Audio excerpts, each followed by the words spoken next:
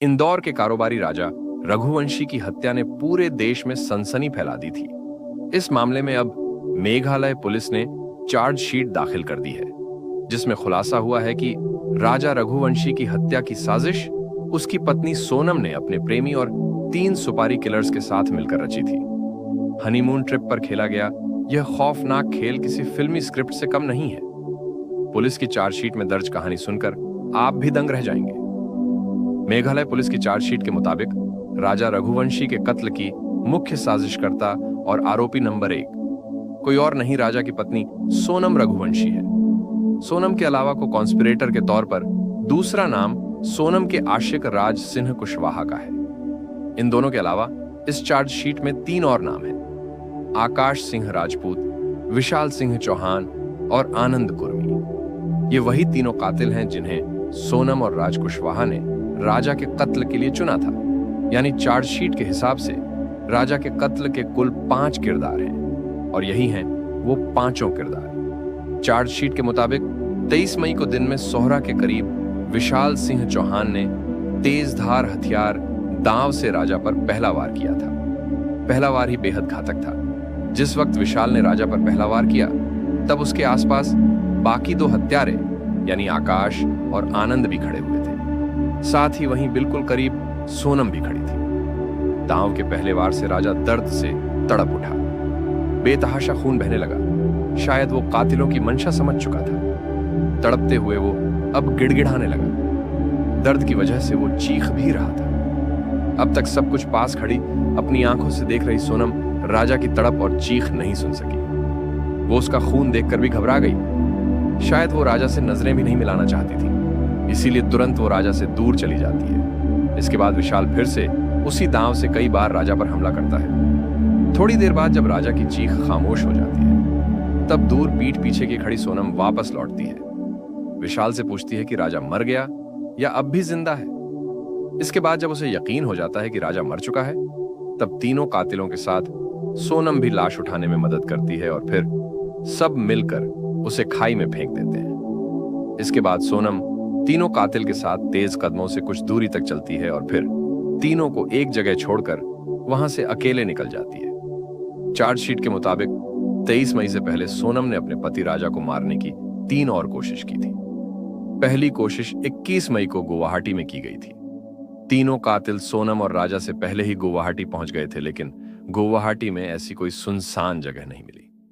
ऊपर से तीनों कातिलों और खुद सोनम के लिए गुवाहाटी एक नई और अनजान जगह थी। इसलिए 21 मई की पहली कोशिश नाकाम रही। इस पहली नाकाम कोशिश के बाद ही सोनम ने अपने प्रेमी राज कुशवाहा के साथ मिलकर अचानक मेघालय जाने का प्लान बनाया। 21 मई को सोनम और राजा मेघालय पहुंचे। पीछे पीछे तीनों कातिल भी मेघालय पहुंच चुके थे, क्योंकि सोनम लगातार फोन पर उन्हें अपना प्लान, रूट सब कुछ बता रही थी। शिलांग पहुंचने के बाद 21 की शाम को ही राजा को मारने की दूसरी कोशिश की गई।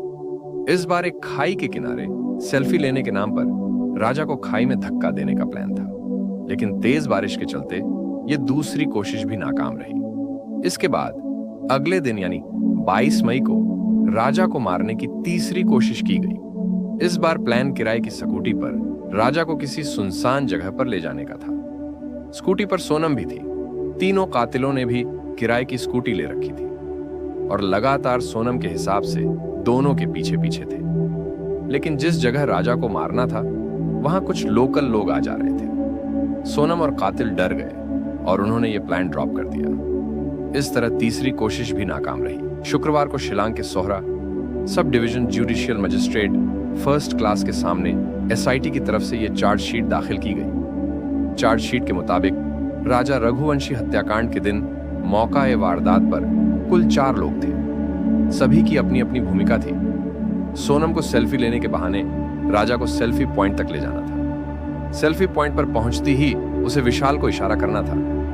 इस इशारे के बाद ही विशाल को राजा पर हमला करना था। विशाल तीनों कातिलों में वो कातिल था जिसे राजा पर पहला वार करना था। अगर राजा उसके काबू में नहीं आता, तब बाकी दोनों कातिलों को आगे आना था। चार्जशीट के मुताबिक बाकी 2 कातिलों को मौका ही नहीं मिला, क्योंकि सोनम के इशारा करते ही विशाल ने दाव, छोटी कुल्हाड़ी से राजा के सिर पर पीछे की तरफ से एक के बाद एक 2 वार किए। दूसरा किलर आकाश सेल्फी पॉइंट से कुछ दूरी पर ही बैठकर निगरानी कर रहा था, ताकि कोई वहां अचानक आ जाए तो वो आगाह कर सके।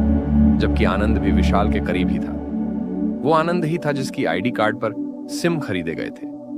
जबकि सोनम का प्रेमी राज कुशवाहा शिलांग से दूर इंदौर में बैठा लगातार सोनम को गाइड कर रहा था। इन पांचों के अलावा चार्जशीट में सबूत मिटाने और कातिलों की मदद करने के लिए 3 और लोगों को भी आरोपी बनाया गया है।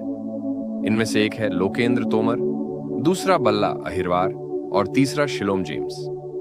ये तीनों वही हैं जिन्होंने इंदौर में कत्ल के बाद वापस लौटी सोनम को पनाह देने और जरूरी सबूतों को जलाने में मदद की थी। मेघालय पुलिस के मुताबिक इन तीनों को लेकर जल्द ही एक सप्लीमेंट्री चार्जशीट भी दाखिल की जाएगी। 790 पन्नों की चार्जशीट में मेघालय पुलिस ने उन तमाम सबूतों का भी जिक्र किया है जो आरोपियों के खिलाफ हैं।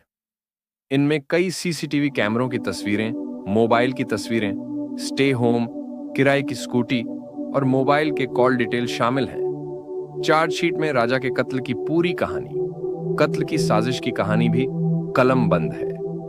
मेघालय पुलिस के मुताबिक फरवरी 2024 में जैसे ही सोनम और राजा का रिश्ता तय हुआ, तभी से सोनम ने साजिश बुननी शुरू कर दी थी। वो राजा से शादी करना नहीं चाहती थी, पर घर वालों के खिलाफ भी नहीं जाना चाहती थी। उसे डर था कि शादी से इनकार करने पर दिल के मरीज उसके पापा को कुछ हो ना जाए।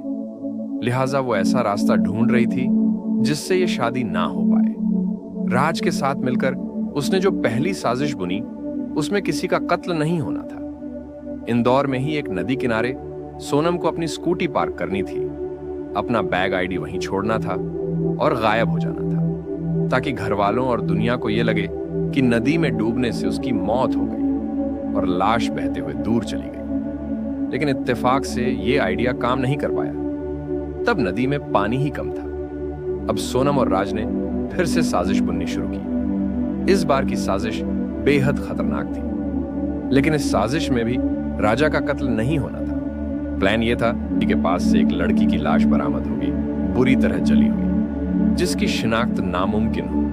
लाश वही कपड़े पहने होगी जो सोनम के हैं। पास में सोनम के ही आईडी कार्ड भी मिलेंगे। पर इस साजिश को अमल में लाने के लिए जरूरी था कि एक लड़की का कत्ल हो। सोनम और राज ने सोनम की कद काठी वाली एक लड़की की काफी तलाश की, पर इस बार भी बात नहीं बनी। यह आइडिया भी फेल हो गया। अब मई का महीना शुरू हो रहा था। शादी की रस्मों के दौरान सोनम का अब घर से निकलना मुश्किल था। लिहाजा आखिरी बार 1 मई को सोनम और राज मिलते हैं और आखिरी साजिश बुनते हैं। इस बार उनकी साजिश के तहत राजा रघुवंशी को मरना था, पर मौत ऐसी जो हादसा नजर आए, और यहीं से हनीमून किलिंग के आइडिया ने जन्म लिया।